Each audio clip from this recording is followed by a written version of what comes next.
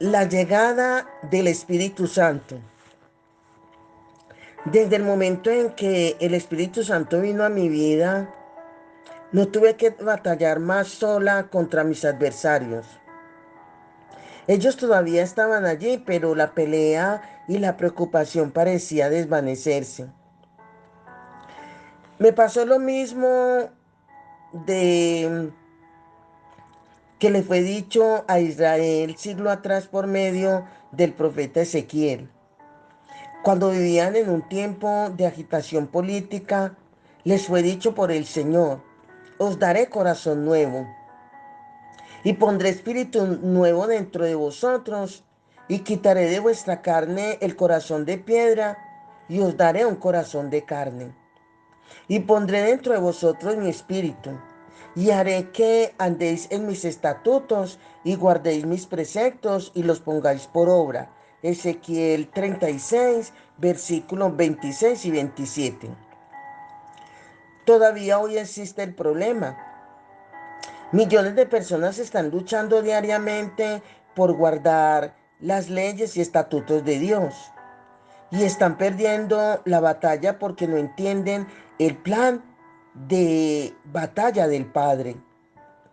Su estrategia no podría ser más concisa. Cuando Él dice: pondré mi espíritu dentro de vosotros, dice el Señor. ¿Y porque ese es su plan? Él desea hacer que de lo profundo de tu corazón y de mi corazón andemos en estatutos. Él desea hacer fácil el guardar sus leyes.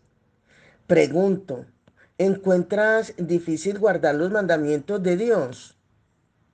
No te sientas del todo solo o sola. Es totalmente imposible triunfar por ti mismo. Y Dios no espera que lo hagas. Claro que no. Necesitas ayuda. Pero ¿a quién vas a recurrir? Dios el Padre está en el cielo y también Dios el Hijo.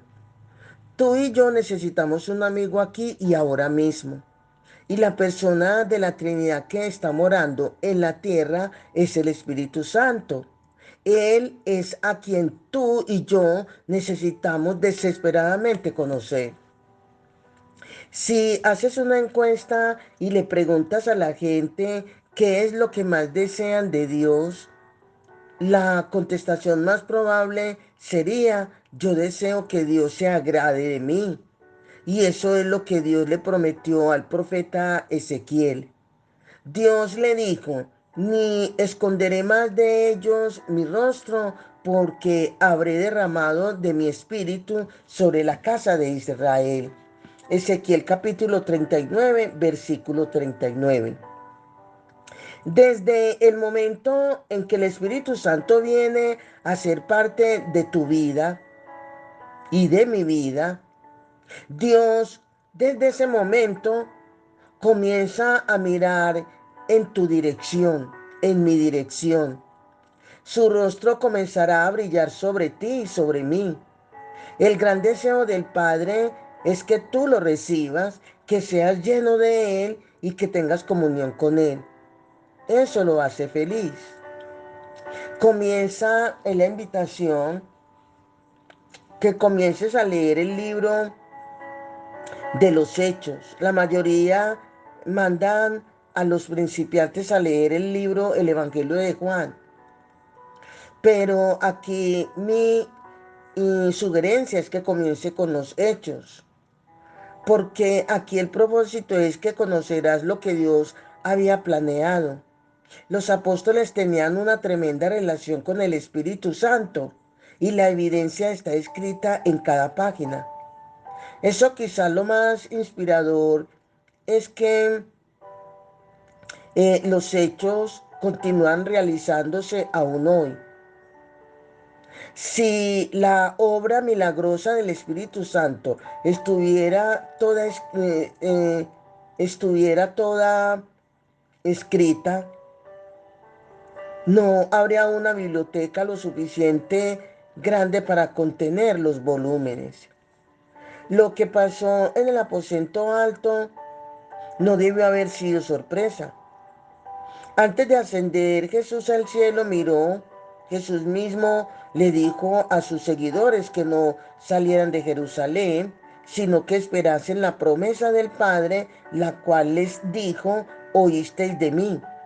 Porque Juan ciertamente bautizó con agua, mas vosotros seréis bautizados con el Espíritu Santo dentro de no muchos días. Hechos capítulo 1, versículo 4 y 5. Cristo aún describió cómo sería y cómo cambiaría sus vidas. Pero recibiréis poder cuando haya venido sobre vosotros el Espíritu Santo y me seréis testigos en Jerusalén, en toda Judea, en Samaria y hasta lo último de la tierra. ¿En qué consiste la llegada del Espíritu Santo? En cuanto a viento recio, tan real como la venida de Jesús a la tierra, así fue la venida del Espíritu Santo. Tal como los profetas predijeron la venida del Mesías, así también profetizaron la del Espíritu. Cientos de años antes de Cristo, Dios le dijo a Joel, y después de esto derramaré mi espíritu sobre toda carne, y profetizarán vuestros hijos y vuestras hijas, vuestros ancianos soñarán sueños, y vuestros jóvenes verán visiones.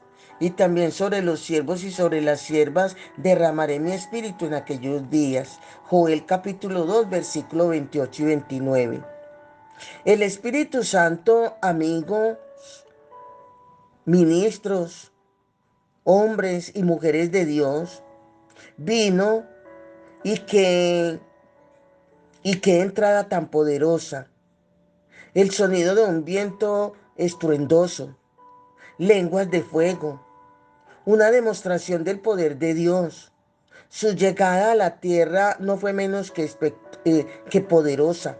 No de decir espectacular porque no fue eso, fue algo poderosísimo. En Hechos 2, del 1 al 4, dice que cuando llegó el día de Pentecostés, estaban todos unánimes juntos. Y de repente vino del cielo un estruendo como de un viento recio que soplaba, el cual llenó toda la casa donde estaban sentados. ¿Quiénes? Los discípulos. Y unas mujeres juntamente con María, la madre de Jesús. Y se les repartieron lenguas repartidas como de fuego, asentándose sobre cada uno de ellos. Y fueron todos llenos del Espíritu Santo. Y comenzaron a hablar en otras lenguas según el Espíritu les daba que hablasen. Fue exactamente como lo había profetizado Isaías. En lengua de tartamudos y en extraña lengua hablará. Isaías 28, 11. Ahora bien, cuando Jesús nació, el momento se caracterizó por paz y quietud. Fue una hermosa noche en Belén, tan clara que los pastores no tuvieron dificultad de llegar al pesebre. Qué contraste con el ruido poderoso que acompañó la llegada del Espíritu Santo. Creó tal clamor o se formó, se hizo tal clamor en Jerusalén que hecho este estruendo se juntó la multitud y estaban confusos. En Hechos capítulo 2 versículo 6 dice esto. Normalmente frecuentaba o tenía por costumbre pensar que la frase hecho este estruendo, esa frase quería decir que alguien estaba corriendo alrededor de la ciudad diciendo, vengan a ver lo que está pasando. Pero eso no fue el caso. El estruendo que ocurrió se escuchó en toda la ciudad. Tú ves, moraban entonces en Jerusalén judíos, varones piadosos de todas las naciones bajo el cielo. Está en Hechos 2, 5. ¿Te puedes imaginar lo que pensaron los que estaban alrededor? La palabra dice que cuando ellos oyeron el estruendo, corrieron al lugar asombrados porque cada uno les oía hablar en su propia lengua. Hechos 2:6. Totalmente maravillados preguntaron, ¿no son galileos todos estos que hablan? ¿Cómo pues les oímos nosotros hablar cada uno en nuestra lengua en la que hemos nacido? Y cuando los oyeron declarar las maravillas de Dios en su propia lengua, se preguntaban unos a otros, ¿qué quiere decir esto?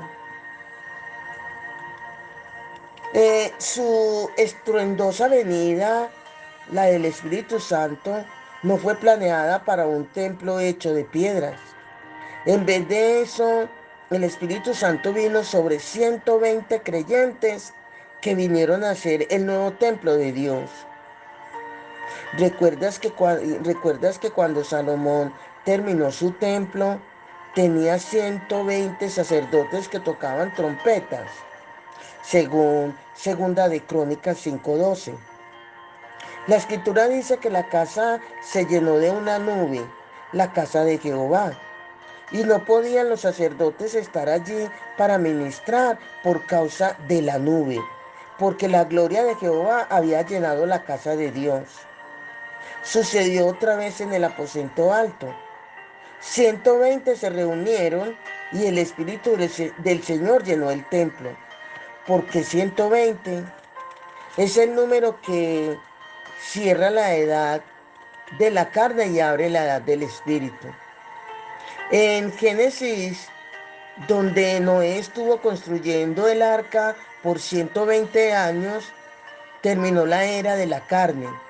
Dios dijo, no contenderá mi espíritu con el hombre para siempre, porque ciertamente él es carne, mas serán sus días 120 años. Génesis 6:3. Es precisamente por ese propósito o por este propósito que el Señor reunió los 120 en Pentecostés, para que Dios, el Espíritu Santo, pudiera actuar entre las naciones. Esto marcó el principio de la edad del Espíritu Santo. Los observadores no podían entender qué estaba pasando. Algunos se burlaron diciendo, están llenos de mosto, según Hechos 2:13. Pero Pedro, poniéndose en pie con los 11, alzó la voz y les habló diciendo, varones judíos y todos los que habitáis en Jerusalén, esto os sea notorio y oíd mis palabras, porque estos no están ebrios, como vosotros suponéis, puesto que es la hora tercera del día. Mas eso es lo dicho por el profeta Joel en los versículos, como miramos ahorita ahí en Joel, nos está hablando tan claramente el capítulo 2, nos habla el versículo 14 al 16. Los 120 fueron llenos del Espíritu a tal grado que podían actuar en su propio poder. El Espíritu era tan poderoso que Él tomó control sobre las acciones de los creyentes. Él estaba en acción, el Espíritu Santo, cambiando su lenguaje, sus emociones y su comportamiento. Lo que Jerusalén presenció no fue embriaguez, sino el gozo increíble que viene cuando el Espíritu Santo toma control. Qué transformación en el tímido Pedro. Sacó lo de predicador que había en él, cuando él alzó su voz y les habló con denuedo a la creciente multitud. Pero, ¿quién tuvo o quién puede creer o quién crees tú, más bien, que le dio a él las palabras a Pedro? El mensaje cautivador fue el del Espíritu Santo.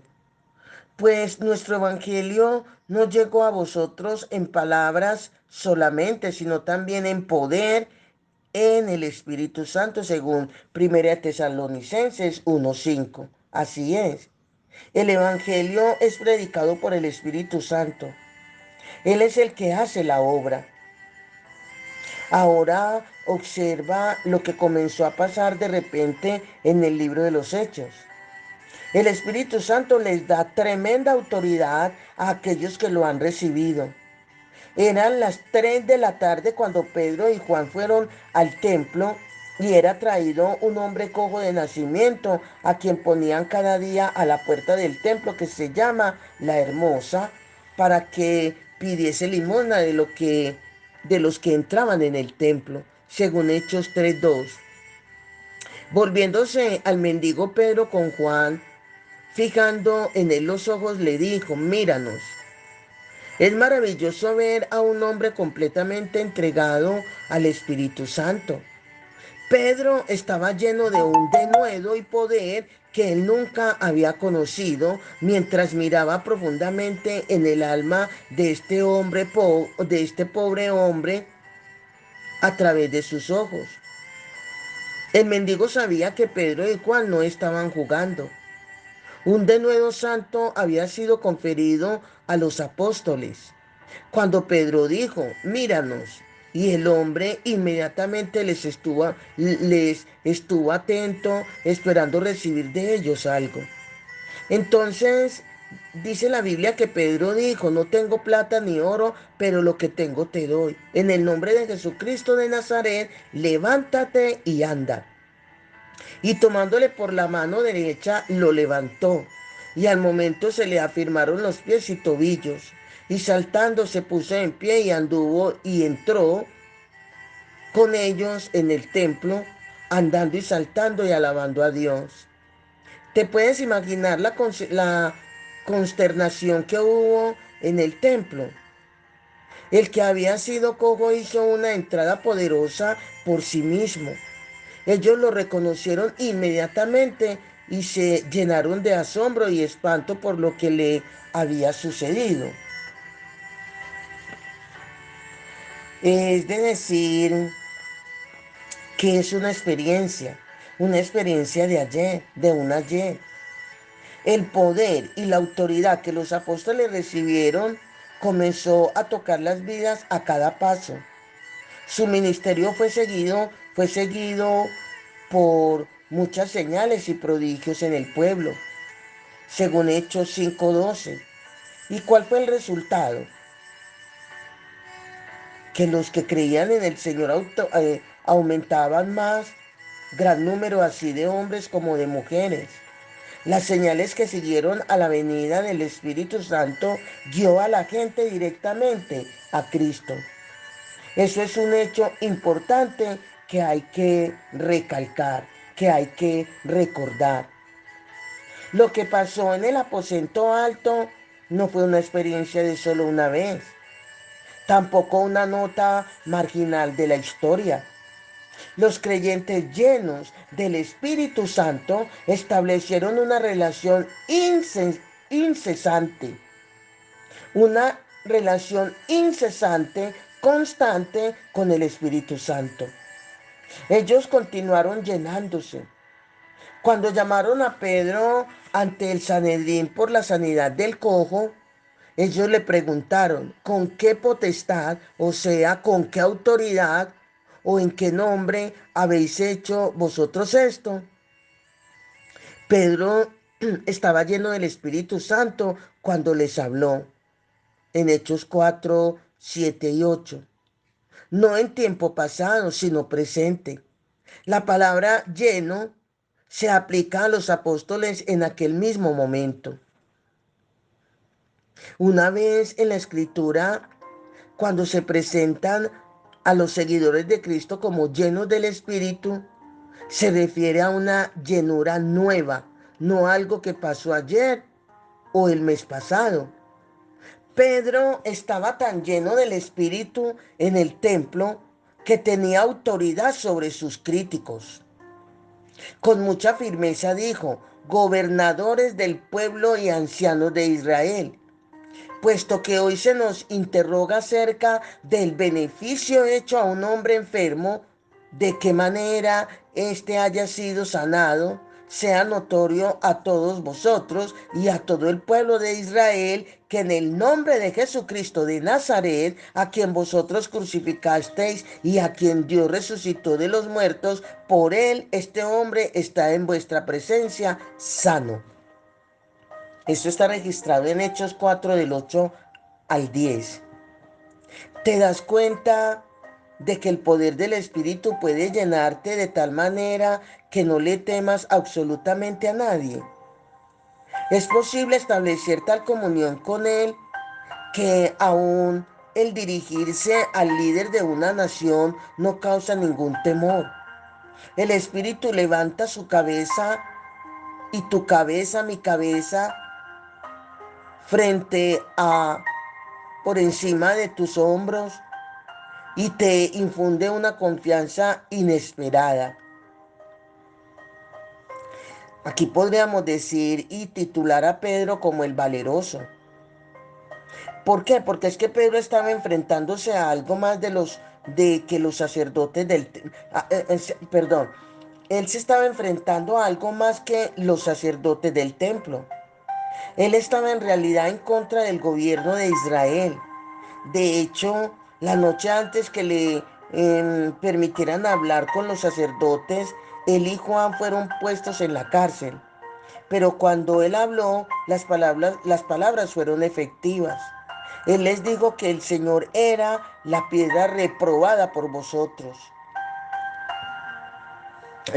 los edificadores, la cual ha venido a ser cabeza del ángulo. Hechos 4:11. Fue una cita directa del Salmo 118:22. Era este el mismo Pedro que pocas semanas antes en el mismo lugar, ante la misma gente, se había intimidado por las palabras sarcásticas de una muchacha que había negado a su maestro. Ahora él estaba allí lleno del Espíritu, totalmente sin temor, desafiando ¿a quién? A los asesinos de Jesús. Ya no era Pedro el tímido, era Pedro el valeroso. ¿Qué cambio hizo el Espíritu, verdad? Tan grande era esa comunión con el Espíritu Santo que Pedro directamente retó a Ananías. Le dijo: Ananías, ¿por qué llenó Satanás tu corazón para que mintieses al Espíritu Santo? Hechos 5:3. Las palabras de Pedro y las acciones de Dios eran tan contundentes que vino un gran temor sobre todos los que lo oyeron. ¿Por qué? Por el cambio, por la transformación. Y haciendo un pare a tu vida, ¿será que puedes mirar hacia adentro y poder ver que eres diferente? Que ya no eres el mismo. Y que todo esto es debido a la transformación que el Espíritu Santo viene haciendo en tu vida. Pues déjame decirte que yo cada día estoy muy agradecida y admirada y maravillada porque hace 32 años que llevo en la vida cristiana. Cada día veo el cambio, veo la transformación. ¿Quién lo hace? El Espíritu Santo que mora en mí. ¿Quién lo puede hacer en ti? El Espíritu Santo que le has dado acceso mediante la aceptación de Jesucristo en tu vida como el Señor y Salvador. Deja que sea Él el que presente la imagen de Jesús en ti, en tu manera de hablar, en tu manera de pensar, en tu manera de caminar, en el testimonio. Un testimonio letal, abierto y sincero, que otros puedan ver a Jesús en ti. Amén. Es la motivación y la invitación para que de esta manera tú y yo podamos también ser personas valerosas por el poder de Dios mediante el Espíritu Santo, por el poder del Espíritu Santo en ti y en mí. Bendiciones, bendiciones.